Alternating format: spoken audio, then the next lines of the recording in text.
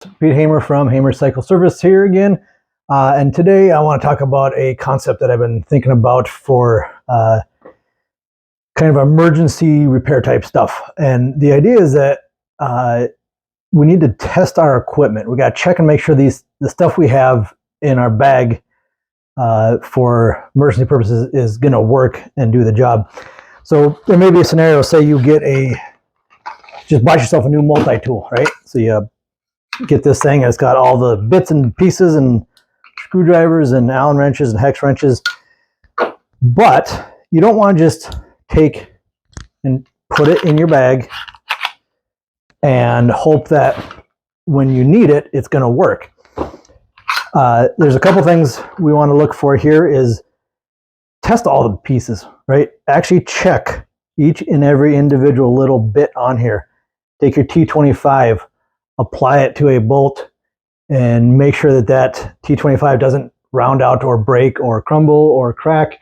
Make sure that it fits properly, right? So that it's not deformed or malformed, and it actually goes into the T25 fitting on the bike. So like you'd take it and apply it to your rotor bolts and turn it and actually put force on it, put pressure on that to make sure that it doesn't chip or break or crack the first time you use it. One of the things that's good to do about that, reasons that's good is that when you get a brand new tool, if you test it and something breaks and fails, say the first day or first week you have it, it can be much easier to make a warranty claim right away. If a year and a half down the road you go use your tool for the first time and something breaks, may not be able to submit a warranty claim. Worst thing though is that you maybe didn't get your bike fixed and you have to walk home or out of the woods or call someone for a ride. And so we take each one of these little bits, this 8mm. The only place on this bike where I have an 8mm is the pedals. I would want to actually not only test that the tool is going to be strong enough to take the pedals off, but am I going to be strong enough? Am I going to be able to get enough leverage with this 8mm to take my pedals off? And then also ask yourself the question, is that an issue? Now, if your pedal comes loose while you're riding, you just want to know, hey, will it be enough to snug it up to get home? So actually physically test each and every little bit on here that you may be using. Test your 2mm hex, test your 3mm hex, test your 4mm, test your 5. Actually put that 5mm on a bolt and see about turning it with about the normal amount of force that you would use. You're not trying to break it. You're just trying to see, is it strong enough?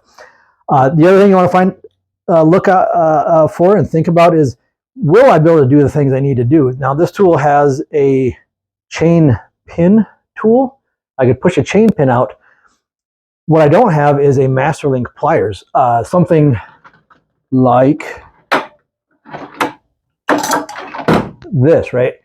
This is not a carry-along tool, it's a little too big, but I don't have that on this tool. I need a Masterlink pliers as well to connect or disconnect a quick link on the chain if need be.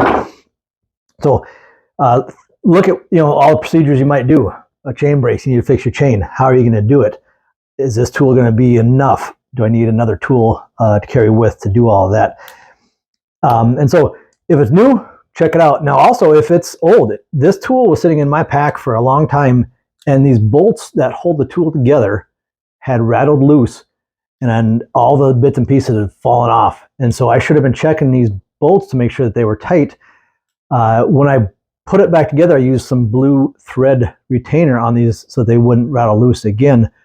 But that was on me. I needed to check that. The other thing, if you keep these in your pack, sometimes people keep them in a seat bag and they get wet and they don't check them, and then they go take them out and everything's all rusty.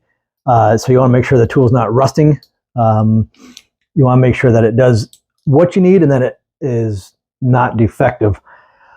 Other things, so a pump, actually use this pump, put it on your tube and pump your tube up. Make sure you can actually inflate your tire with this. Your inner tube, I keep an inner tube in a bag so that my multi-tool or other tools don't pop it. But it wouldn't be a bad idea to check this tube every year or so to make sure that I haven't damaged it and put a hole in it. So when I go to actually use it, it works. How about tire levers? If you're going to be changing a tire, actually take your tire levers and literally take it and remove your tire. Make sure you're able to remove your tire.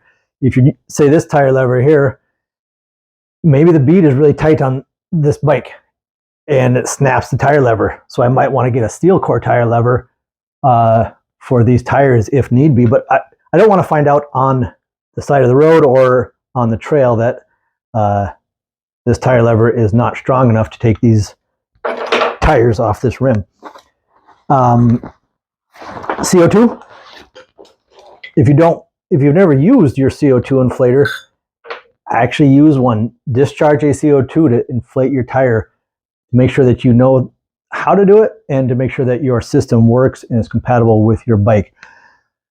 Other things, say a patch kit. You have a patch kit. Actually patch a tube, patch one of your tubes.